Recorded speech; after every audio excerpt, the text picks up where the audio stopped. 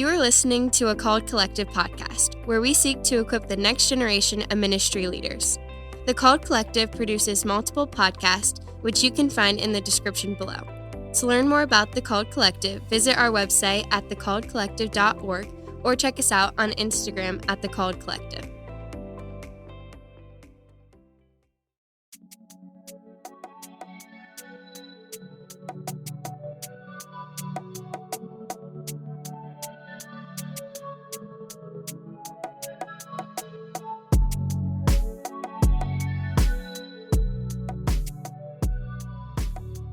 Hi, and welcome to Coffee and Calling. We are so excited that you are listening. I'm here with my co-host, Paula, and his name over there is Levi.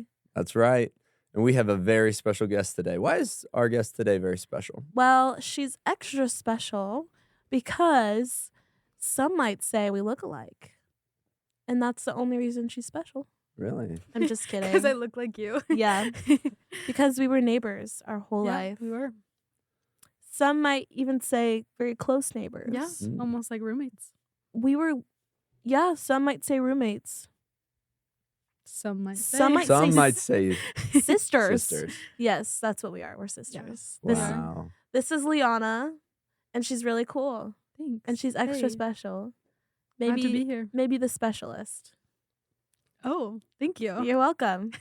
So, Liana, we like to do some fun questions Fun. to get our podcast started. What's your favorite memory of Paula growing up? Oh my gosh. Oh, goodness. There's one that comes to mind, but it's not like fun. It's kind of sad. What? I just, the first thing I thought of was going to the doctors, and you would scream. No, When I've the heard. doctors gave you shots. That's the first thing I've that I actually thought of. heard of Paula being a wimp in the doctor. Yes. I have actually heard Who this. told you that? I think you did. And you I said don't know you would why I get like thought of ice that. cream afterwards or something because it was Yeah. so like, Yeah. it was such a bad experience for you. I do get treats every time I go to the doctor because I don't like the doctors. And Liana, you don't tell, like, you didn't That tell the was- backstory of that. What is Okay? the backstory? The There back- is none. I screamed that one time at the doctor. That 5 times at the doctor. No, the one time though that stands out, I screamed because I heard a horror story of this girl and she had to get a bubble on Oh, her yeah. skin. And I thought they were coming at me with a needle. And so I thought I was going to have to get my skin blown up. And so then I screamed because I was scared. Yeah, sorry. I don't. That's So the first thing rude. that I thought of. So Wow. figured I'd say it. Lovely. Thank you, Liana. You're welcome. What drinks are we having today? Since it is coffee Matcha, and of calling. course. Yeah, Liana, tell us what Matcha, you got Paula? in your matcha. I got iced matcha with 2 bumps of blackberry, Ooh, as fun. one does. I also got matcha with some vanilla. And I got matcha with mango, Yeah. but with Mango. lemonade. So if you like matcha, those are 3 drinks that you should Yeah. definitely try Yeah. because they're And amazing. all of them are good. Matcha Monday. Matcha Monday. Let's go. Okay, so Liana, tell us what you do for work, who you are, what's your major, Where are you from? all that boring stuff. That's also really cool stuff. So my name's Liana. I am from San Diego, and my major is worship arts with a minor in business administration. I already forgot what you asked. Do you work? Oh yeah, work. I'm the chaplain of Evans Hall, as well as a desk worker in Evans Hall, and I'm also a part of the worship team, the chapel worship team, which is super fun. In terms of like how I got here and why I chose my major or whatever, I actually had multiple majors before, and yeah, crazy. And I came in as a pastoral, double major pastoral and worship studies music ministry, and decided worship studies and music ministry wasn't for me, switched it to worship arts. And so at that point I was pastoral and worship arts. And then this past semester I decided that I don't want to be a pastor. So I dropped the pastoral and switched it to a business administration minor. Yeah. Awesome. What else? I don't know. Yeah. How did you why did you just randomly decide you didn't want to be a pastor? I don't think I actually ever wanted to be, but I think it was something that I thought that I had to do. And in my head, I thought that ministry meant pastor. Mm. But I've come to learn that that's actually not true. Why is that not true? Because the ministry takes on many different forms. You don't have to be standing in front of a crowd of people preaching the word to be preaching the word. It's great. Yeah. Let's chat about Reminders. that. There's definitely people out there who think that the only way to do ministry, or like maybe there's people who are called to ministry, but they're going through a crisis because they're like, the only thing I know about ministry is to be a pastor. Why do we think like, why is that like the notion that we believe? Like, because I definitely believe that. I was like, I don't want to preach. I know I don't want to be a pastor, but I know I need to do ministry. Like, why do we assume that? I think just there's not really clear lines. Or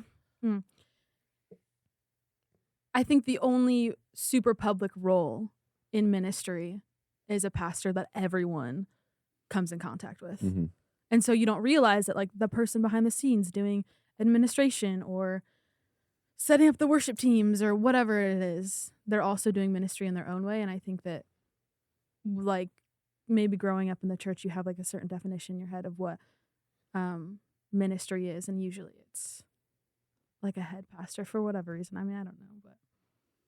Did you guys ever, like, when you first called into ministry, were you like, at least for me, I was like, I'm going to be the next Sadie Robinson. I was like, that is the only way. Yeah. That is the only route there is to go down, and it's to be famous. Yeah. Yeah. That's true. Yeah, I remember wanting to be the person on the stage, and like it was simply more about me more than it was about God. And it was Yeah. like, I'm going to be Mm. famous for God.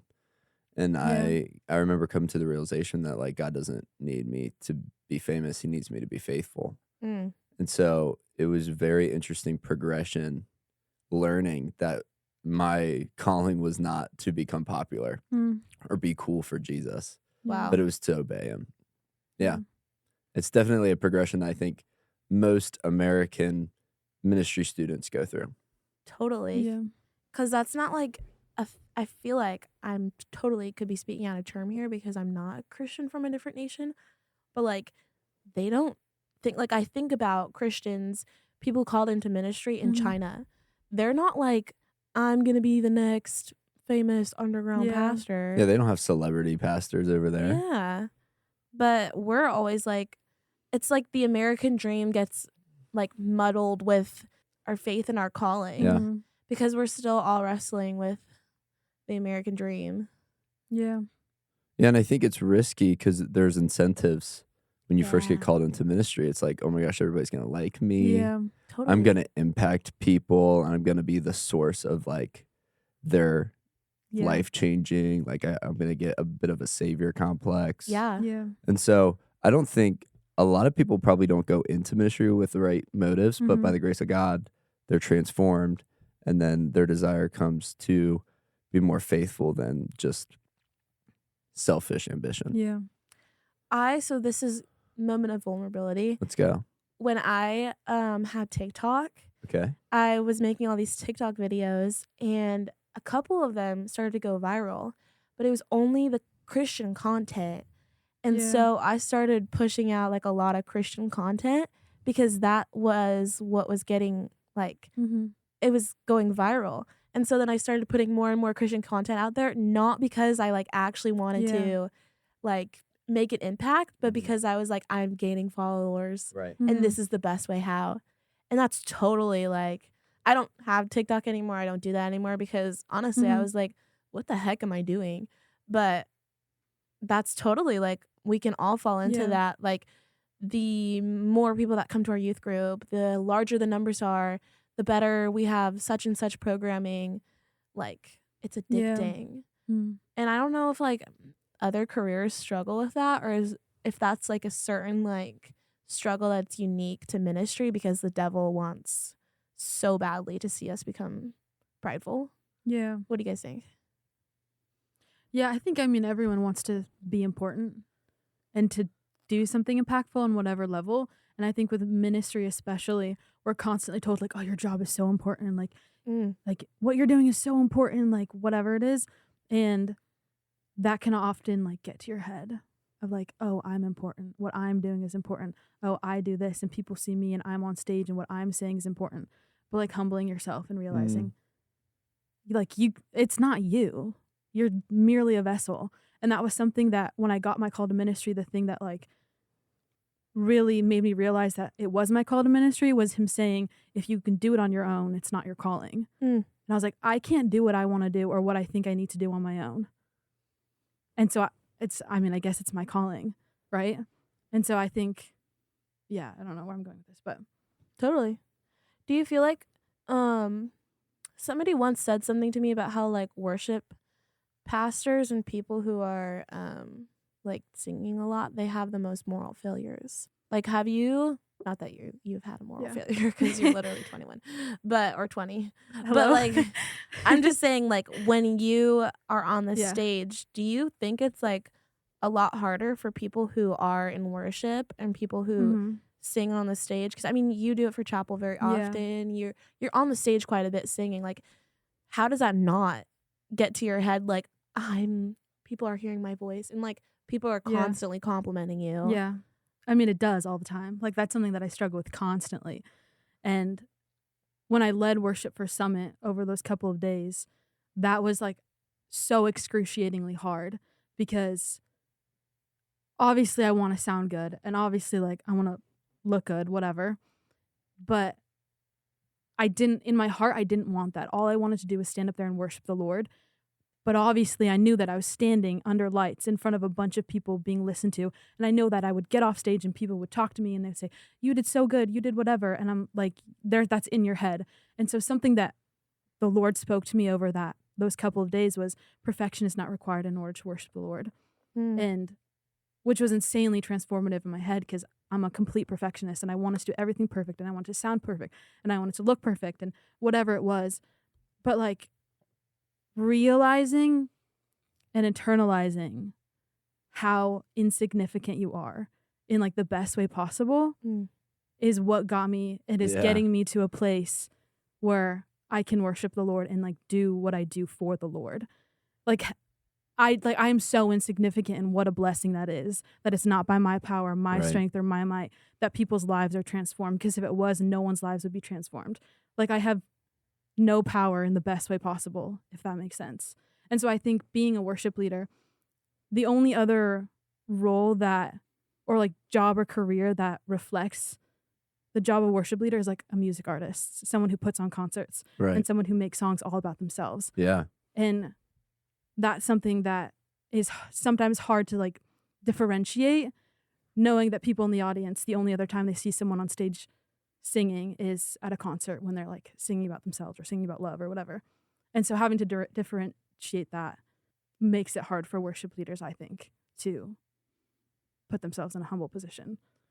Yeah, I'm interested to hear your take on how the modern church architecture and the structure of services, it's kind of modeled behind a cultural concert-esque model. And so, and because it's the same setting. I mean, you go to a concert, there's a superstar on stage that everybody's like, wow, look at them, look at how cool they are. And then we take that same setting and we throw some people on stage and we're supposed to be focused on God. So I wondered if, as a worship arts major, if you had any takes on like how that might be changed, if that's a good thing, if it's a bad thing. Yeah. Just what's your take on it? Yeah, I think that's hard because everyone encounters the Lord in different ways and in different worship settings. So you're never going to please everyone, and you're never going to create an environment that's perfect for everyone. But something that we learned is that like we learn a lot about distraction. Like it shouldn't be distracting from the worship of the Lord. And if that means no lights, no tracks, no click, no whatever, for you to not be distracted, then that's what you need to do. And if it means being in a darker room full of lights and like not being listened to by the people around you, whatever it means, like that's what you need to do. And so you're never going to find, as a worship leader, you're never going to create whatever you want to call it, the perfect atmosphere. But at the end of the day, you have to trust that the Lord's going to work anyways. Yeah. So that's a lovely answer.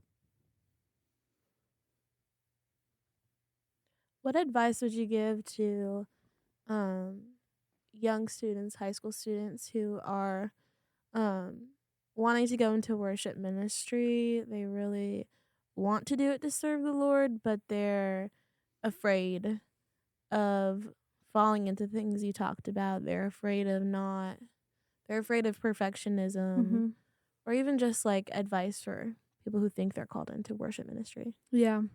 Putting your relationship with the Lord is always number one in every ministry, because at the end of the day, what you're doing is supposed to be serving Lord and pouring out from Him pouring into you. And so if your cup is not full, you cannot overflow onto other people. Yes. And so, I mean, I even still struggle with perfectionism and like humbling myself on stage, but I think it's an internal thing that you work on behind the scenes. It's not something that you're going to work on and get better at like in front of everyone and on a stage. And if it takes like stepping back from the worship team and focusing on your relationship with the Lord and realizing and learning what worship is to you, then do that. And you don't have to be on a stage in front of a million people, whatever, to worship the Lord and like learning what worship is to you. But yeah, I mean, I don't think anyone ever really masters how to like lead worship perfectly in a humble manner. So it's kind of figuring out what it means to you in a way. I love what you had to say about remembering that you are so insignificant. Yeah. Because I just like, I don't know, that's so important. We are not significant. If we're doing anything that we can do on our own might and our own strength, then it's not like, that's not your calling. Yeah. It's the same thing. Like, I don't know, I just thought of like being a mother and being a mother to like a bunch of children, even being a mother to just one child. You can't do that in your own strength.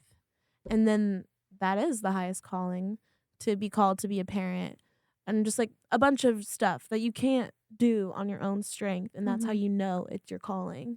Yeah. Yeah. Speaking of a mom, we want to give a little shout out To the mother herself. to Mama Rye. Hey, Mom. Hey. My mom told us that she listens to every single podcast that we put out. Wow. And she also said that I need to stop saying like as much. Yeah. She also told Liana that behind my back. She did. Mom, please stop. Shout out. Love you. Love you. And to all of our other listeners. Of course. All of our course. other mothers listening. Yes. But I wanted to get your story on how did you know that the Lord was kind of leaning you towards a worship calling? Yeah. Well, I think worship and singing has been a part of my life since I literally can remember. So true. Can I interject? Sure. She always sang growing up, and she doesn't like it when we join in with the singing. She'll be like, "That's bad. Stop singing." Every time we try to, like, me and my older sister try to join in. And there was this one video that we got of her that was so good. We were going to win America's Funniest Videos. We were. And she wouldn't let us put it on the it's internet. horrible. It's so funny. It's not. Okay. Back to your story. I don't remember where I was. How'd you get your call into ministry? Yes. Yeah. So it's been a part of my life since forever. And I joined the worship team my sophomore year of high school. And that kind of transformed my life, because worship is the place where I feel most connected with the Lord. And I mean, I struggled like at times with leading worship and whatever, but when the summer after my sophomore year, at summer camp, like I was saying earlier, I was struggling with this idea of what should I do in my future? Or maybe it was the summer after my junior year, because the summer after my junior year, because I was thinking about college and applying to college, and I was like, oh, what am I going to go to? What am I going to do? And the thing that was always on my mind was business, but I had a passion for worship, and I knew that was something that I wanted to continue in my life, but I didn't know at what capacity. And so, like I said earlier, the pastor was like, if you can achieve your calling on your own, then it's not your calling. And I was like, if I go into business, I can do that on my own. Like, I don't need the Lord's help to do that. And so I decided to focus on worship arts. Yeah, that's the direction that I decided to go. And yeah, I hear it going in and out. I remember you we were talking one night, and you were just talking about how you honestly, you were like, I don't know um what I should do. I don't know if I should go into ministry. I don't know if Yeah. I'm like good enough Yeah. of a person, Mm-hmm. good enough of a Christian Yeah. to be called into this, but you were wrestling with it because you knew that the Lord had called you. Mm-hmm. That's like a tough spot to be in. Yeah. How did you like come out of that, of being like coming from this place of like, I don't think I'm a good enough person to be in ministry, Mm. or like good enough at this Christian thing, to being Yeah. someone who's amazing, totally in love with the Lord, Mm-hmm. fully pursuing what the Lord has called you to? How did you get from there to there? Yeah. Full confidence now in what the Lord has for you. Yeah, I mean, I think it was just the realization that like your whole life is a growing process. Your whole life you're going to be learning and growing. And I think I just came to the realization that I would rather be pursuing what the Lord has for me than going my own way, because for so long I had gone my own way and did what I wanted to do and thought the thoughts that I wanted to think and acted the way and did whatever I wanted to do, and how wrong that was and how in a horrible place that put me mentally and emotionally. And so I think I knew that even though I didn't have the confidence to go into ministry, or I wasn't equipped to go into ministry, that the Lord would provide. It literally just trusting in the Lord is like the number one thing that's got me through anything and got me to a place where I can have confidence in the ministry that He has called me to. And I think even going after things when you're not sure and going after things when you think that you'll fail is super important, because failure is just redirection. And that's something that I had to learn, that like I failed at so many things first semester in college, and so many things went wrong. And I tried out for so many worship teams and I didn't make any of them. And I tried out for so many jobs and I didn't get any of them. And that was the Lord redirecting me and focusing my eyes on Him. And so, yeah, I don't remember your question, but trusting the Lord is always the number one that has gotten me from lack of confidence to confidence in what He has for me. That's awesome. Yeah, I love that, because it's not really a confidence in yourself. No. It's a confidence in what Mhm. God can do through you. I want you to tell us a little bit about your chaplain job Yeah. and what you've been able to do there. Yeah. What's your role practically, and then maybe, how you've seen the Mhm. Lord move in that. How did you even get that job? So that's crazy story. I actually, I never applied for the job. I didn't want the job last semester or spring semester last year. That wasn't something that was on my heart. And went through the whole summer, didn't think about it. And I got here, and the girl who was supposed to be the chaplain decided to not come back to IWU and pursue ministry full time. And they kind of just asked me, and I said yes, because I felt the Lord was calling me to do that. He randomly placed this thing in my hand, and I said, okay, I'll do it. And so far I've loved it, but it's definitely been a learning process and something that I've had to grow in confidence in, because I didn't think that I could do it. I didn't think spring semester last year, I was like, oh, I'm not going to apply for that because I can't do that. Like, I can't be a spiritual leader. I can't, spiritually lead Evans Hall to whatever. I was like, I can't do that. I'm not equipped to do that. And then the Lord said, no, like, you're going to do this. And I've seen being able to talk with so as a chaplain, you lead small groups or coordinate small groups. And so being able to talk to each small group leader and kind of be a facilitator of spiritual growth in a way has been super impactful. And it's not a role that I ever thought I would take on. But yeah, it's grown me a lot, and I'm really glad for it. So Yeah, how has that changed you as somebody have you like not really had that sort of leadership before, yeah. and not really been in charge in that way before? And like you said, you were like, I can't do that. Yeah. That's not my strengths.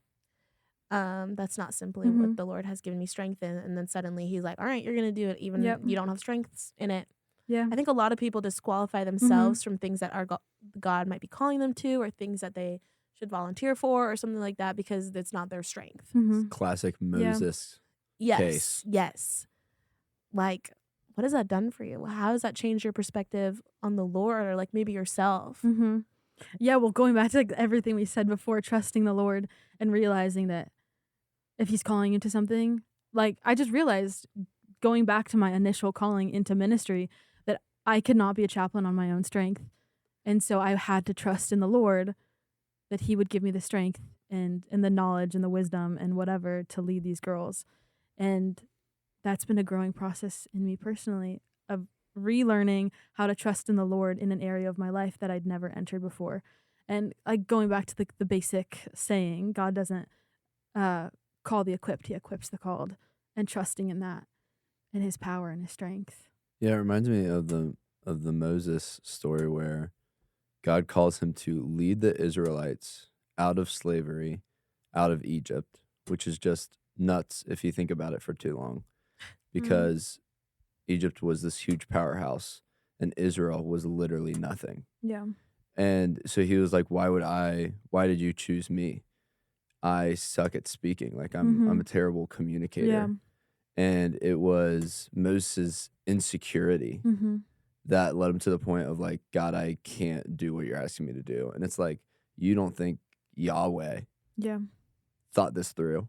Yeah. Like Yeah. you don't think he calculated this. You don't think he counted all the costs and counted who was capable of what. He knew what he was doing. Yeah. And so and I find that to be a comforting thought to me when I'm insecure in my leadership or even specifically insecure in my communication. It's like God called me. Like God, this was God's decision, and I'm going to trust that decision because I trust God. And he gave all these excuses, and the Lord was like, okay. And then he finally was like, okay, have Aaron. Yeah. And like, even in the midst of our excuses, even in the midst of us being like, I can't do it, please help me, he's going to be like, okay, I'll give you help. I'll give you Aaron. And he'll give us, he will, sometimes he won't, but sometimes he will give us an Aaron or something to be he'll like, give you what you need. yes, to accomplish his purpose. And like, it probably would have been better if Moses just was like, yes, the first time. But then he had his Aaron, and that allowed him to have confidence as well. Yeah. And so the Lord's never gonna, like, even in the midst of your excuses, he's still good, and he's still gonna give you good gifts. Yeah. And eventually you're not gonna need the Aaron anymore, you know? Yeah. Like, you're gonna be good on your own because you're eventually gonna gain your confidence in the Lord. Yeah, I mean, we get to Deuteronomy and Moses is giving sermons all the time. Yeah. All the time. And it's like, where's Aaron? What is he doing? Aaron's not doing anything. He's chilling out listening to Moses' sermon. But Aaron was supposed to be the communicator for what Moses received. So I just find it a really interesting story and very applicable to everyone that's called into ministry, that our insecurities don't disqualify us. And it seems to be a tactic of the enemy to find reasons to disqualify us for the work of the gospel. Just seems on par. And it's always the insecurities that end up being like our greatest ministry. Yeah. Your biggest failures, your biggest sins, your biggest, you name it, wherever you think you're failing, ends up being your greatest testimony, your greatest ministry, the number one way people see the Lord through you. Yeah. And it's when we allow the Lord, we just relinquish, like, okay. Surrender. Yeah. Because people don't relate to a perfect person. No. I mean, if I don't struggle with a certain thing, I can teach on it about what the Bible says, but I have no platform to witness about overcoming this thing. Yeah. I've never struggled with it. But people who have struggled with substance abuse or sexual immorality or insecurities, anxiety, you name it, if you've gone through it, then people give you credibility because not only have you struggled with what I'm struggling with, but you also know the key to overcoming that. And so if anything, it adds to your credibility, and your weaknesses really do become your strengths. Totally. I remember I struggled with depression super bad my first semester of college. I've never been depressed in my life. That's just not me. But I struggled with depression, and I was like, what the literal heck? Like, I'm not, like, what is going on?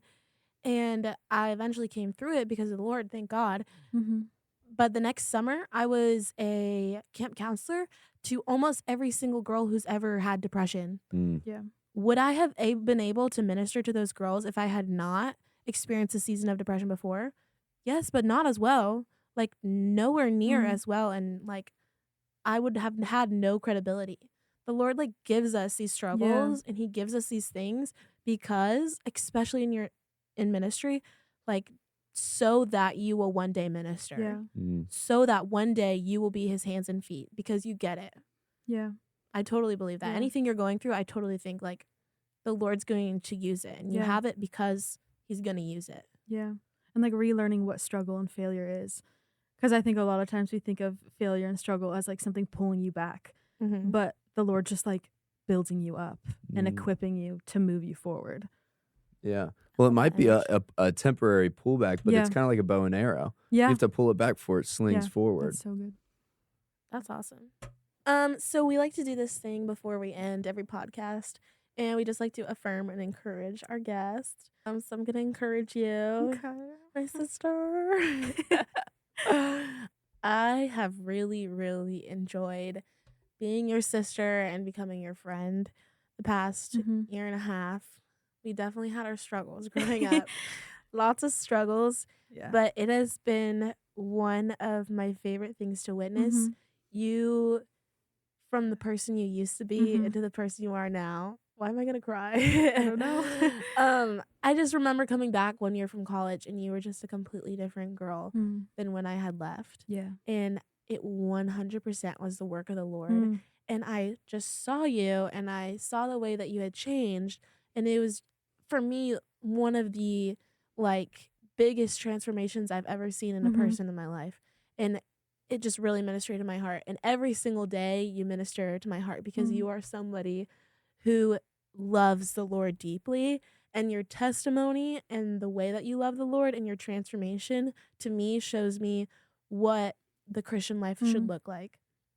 And I think that you live that out every single day of like what the Christian walk is. It's a daily transformation, and it's a daily submitting to the Lord. And I don't know, it's just so crazy how you've turned into like my therapist, my mentor, and you're my little sister. And I feel like a lot of times I'm supposed to be doing that for you, but you have such wisdom and you carry such poise. And I'm going to keep going on for like 5 minutes, but you do like just carry yourself in a way that I want to carry myself. And so you are an inspiration to me as your sister, but to everyone around you, because you carry yourself literally as a woman of God. And it's very, very, very clear you are a woman of God. So it's interesting that you say that, like, how much this year and a half has like transformed our relationship, because I didn't want to come to IWU because you were here, not because I didn't like you, but because I wanted to like forge my own path and wanted to be like away from everyone. But you're like the reason that I love being here. So I'm not going to go on, but I'm going to cry. Wow, that was adorable to witness. That was great. Well, thank you, Liana, for being on. Yeah. It was huge. That was great. We want to thank all of our listeners. Special shout out to Mama Rye. Of course. Thank you for listening, Mommy. Thanks to all our faithful listeners. You guys are the best. We'll see you around. Bye, guys. Deuces. We'd also like to take a second to thank the School of Theology and Ministry at Indiana Wesleyan University for using their facilities. We want to thank the Call Collective for producing all of our podcasts. The Call Collective seeks to equip the next generation of ministry leaders. To find out more information, visit @thecalledcollective.org or check us out on Instagram @thecalledcollective. Thanks for listening again and taking time in your day to have the chance to be formed by the conversations we have over coffee. See you guys next week.